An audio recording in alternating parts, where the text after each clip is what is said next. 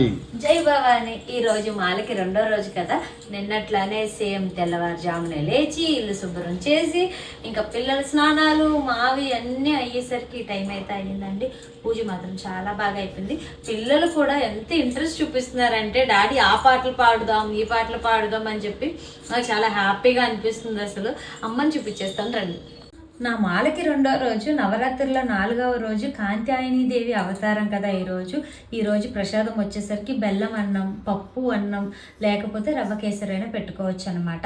మధ్యాహ్నం భోజనం అమ్మవారికి భిక్ష పెట్టేటప్పుడు ఎలా అయినా సరే పప్పు అన్నం పెడతానమాట. అందుకోసమని ఇప్పుడు రవ్వ కేసరి చేశాను. అండ్ మాకు ఇప్పుడు బ్రేక్ఫాస్ట్ అనమాట, దానికి ఉప్మా చేశాను.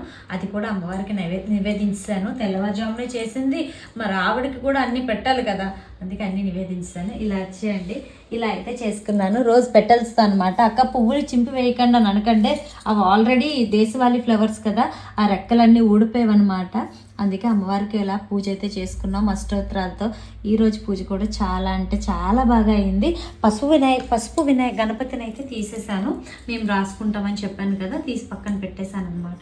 మామూలు గణపతి, మనం బుడ్డ గణపతిని అయితే అక్కడ ఉంచేసి ఇక రోజు అమ్మతో పాటు కొడుకుకు కూడా పూజ అయితే అయిపోతుంది అనమాట. సపరేట్గా ఇక్కడ పెట్టుకున్నాం కాబట్టి. అండ్ ఇంకొకటి, అఖండ దీపము కొండెక్కిపోతే ఏం చేయాలక్క అని చాలామంది అడుగుతున్నారు. ఏం లేదు, కానీ ఒకటి మాత్రం, అంటే గాలికి అవ్వచ్చు, పిల్లలు తిరగడం అవ్వచ్చు, ఏదో ఒకలాగా కొండ ఎక్కిపోతే ఒకవేళ ఏం లేదు, లెంపలు వేసుకొని ఒత్తు మార్చి అమ్మ తప్పైపోయింది క్షమించమ్మ, నా వల్ల ఏమైనా తప్పులుంటే ఉండవులేండి, ఆవిడకి తెలియంది ఏమీ కాదు, కానీ అలా దండం పెట్టుకొని మళ్ళీ జ్యోతి అయితే వెలిగించుకోండి. మీరైతే ఏ నెగిటివ్స్ తీసుకోకండి. ఎవరైనా సరే అన్నీ పాజిటివ్గా ఉంటే మనం కూడా పాజిటివ్గా ఉంటాం అన్నమాట. దీపం నిండుగా ఉన్నంత వరకు ఒత్తు బాగా కాలుతుంది, ఎల్లు తవ్వకుండా చూసుకోండి. ఎందుకంటే కిందకి జారిపోయింది అనుకోండి ఒత్తు, కొండెక్కిపోవడానికి అవకాశాలు ఉంటాయి. కాబట్టి కొంచెం ఆయిల్ మాత్రం కొంచెం ఫుల్గా ఉన్నట్టు వేసుకోండి అనమాట. ఈరోజు పూజ అయితే ఇలా అయింది. భవానీలు, మా అమ్మవారు ఎలా ఉన్నారో కామెంట్ చేసేయండి. జై భవానీ.